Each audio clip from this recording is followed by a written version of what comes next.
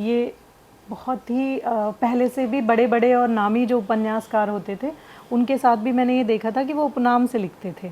और आज आपसे बातचीत में पता चला कि आपका जो उपनाम है लेखिका के रूप में वो मंजरी है।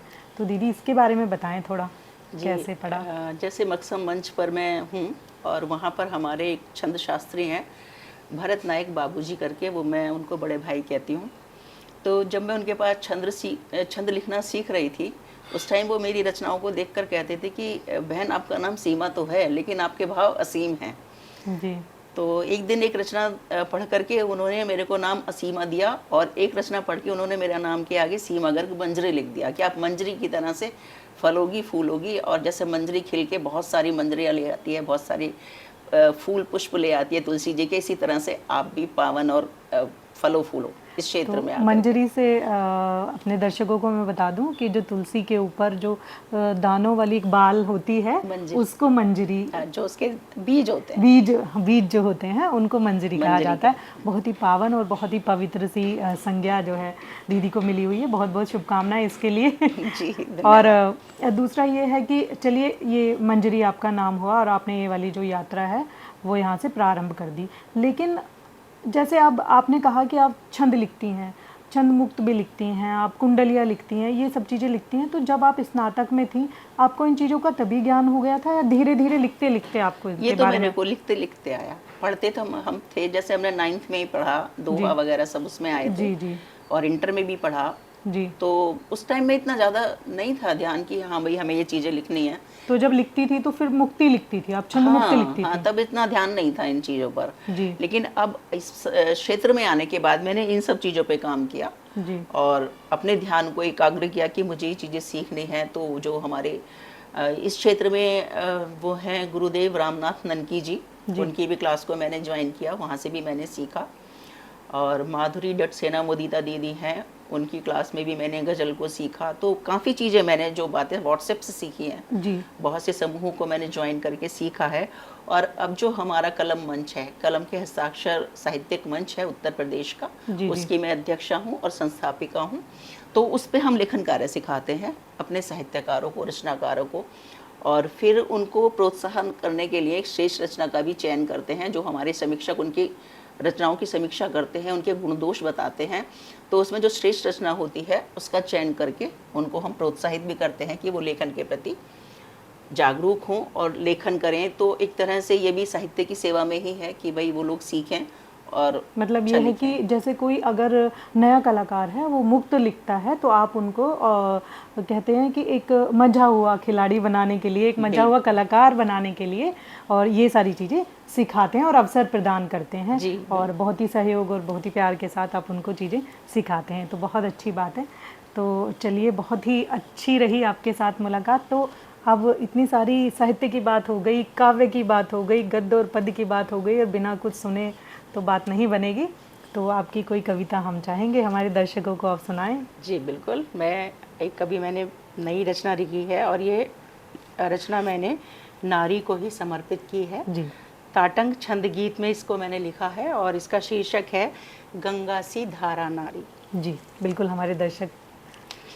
नेह लुटाती मंगल करती धुरी सदन की नारी है, जैसे गंगा की धारा से धरा पुण्य सुखकारी है, जैसे गंगा की धारा से धरा पुण्य सुखकारी है।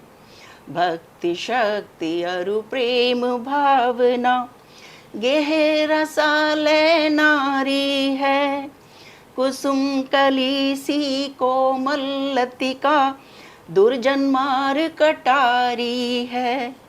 दुनिया की आधी जनसंख्या ईश्वर सी अधिकारी है, जैसे गंगा की धारा से धरा पुण्य सुखकारी है, जैसे गंगा की धारा से धरा पुण्य सुखकारी है। अटल लक्ष्य से सपने साधे साँझ निराली ढलती है, चंद्र पूर्णिमा हरे कालिमा, व्योम चंद्रिका चलती है। पंखों को परवाज मिला है, पंखों को परवाज मिला है, मानो गगन सवारी है। पंखों को परवाज मिला है, मानो गगन सवारी है। जैसे गंगा की धारा से धरा पुण्य सुखकारी है। माता बहना रमणी बेटी, सकल रूप मन भाती है। वंश वृद्धि से मान बढ़ाती, पालन धर्म निभाती है। उदर दरी से जन्मे ईश्वर, उदर दरी से जन्मे ईश्वर, अम्ब कोक्ष अवतारी है। जैसे गंगा की धारा से धरा पुण्य सुखकारी है। जैसे गंगा की धारा से धरा पुण्य सुखकारी है। और अंतिम है, दुख में साथ निभाने वाली, साहस संबल की पाती। दुख में साथ निभाने वाली, साहस संबल की पाती। पिया संग मिल करे उजाला, संग दीप के ज्यों बाती। पिया संग मिल करे उजाला, संग दीप के ज्यों बाती। सीता जैसी पावन नारी, सीता जैसी पावन नारी, हर युग राम पुजारी है। सीता जैसी पावन नारी, हर युग राम पुजारी है। जैसे गंगा की धारा से धरा धाम, जैसे गंगा की धारा से धरा पुण्य सुखकारी है। जैसे गंगा की धारा से धरा पुण्य सुखकारी है। बहुत खूब, बहुत शानदार। और सभी नारियों को खुश हो जाना है ये मैसेज सुनकर तो, कि वास्तव में जैसी पुण्य और पवित्र गंगा की धारा है, और वैसे ही एक नारी होती है जो अपनी सारी भूमिकाएं और सारे काम करते हुए अपना जीवन यापन करती है, लेकिन कहीं ना कहीं खुद को भूल जाती है। ऐसा भी होता है, और नीरसता और डिप्रेशन का शिकार हो जाती है, जो कि अभी हम बहुत ज़्यादा देख रहे हैं।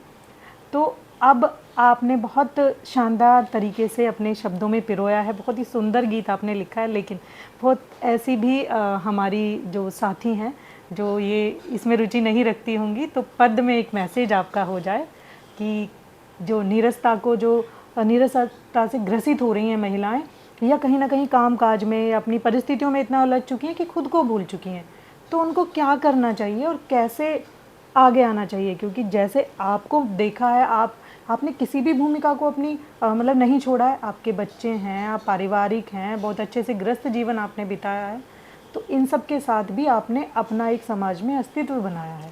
तो वैसे ही कुछ प्रेरित शब्द हम आपसे चाहते हैं। जी, मैं इसमें यही कहना चाहूँगी कि अपनी साथी महिलाओं को, सबको मैं यही एक संदेश देना चाहूँगी कि जब हम जीवन परिस्थितियों को जीते हैं तो बहुत से संघर्षों का सामना करते हैं, लेकिन कहीं ना कहीं उसमें हम अपना अस्तित्व खो देते हैं।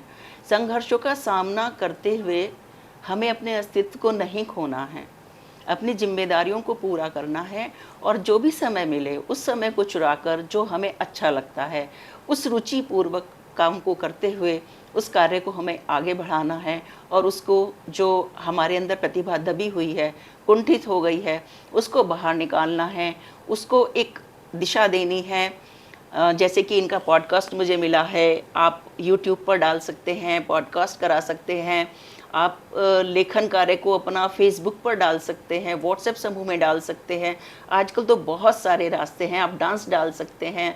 आपके अंदर जो भी प्रतिभा है उस प्रतिभा को बाहर लाना है और एक अपनी नई पहचान निकालनी है।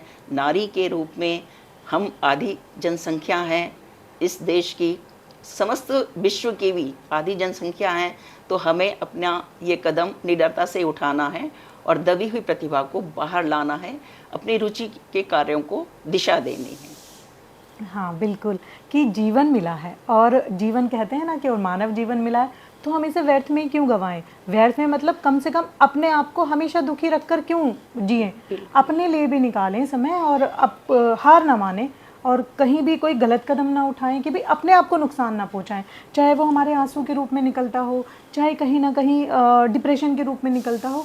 तो हम भी एक बहुत सुंदर सी रचना है ईश्वर की, तो अपने आप पर ध्यान दें, सजागरूक रहें। इन्हीं शुभकामनाओं के साथ हम अपनी आज की बातचीत का सिलसिला करते हैं। बहुत बहुत धन्यवाद दीदी। जी बहुत बहुत सभी को आपका नमस्कार स्वागत और धन्यवाद।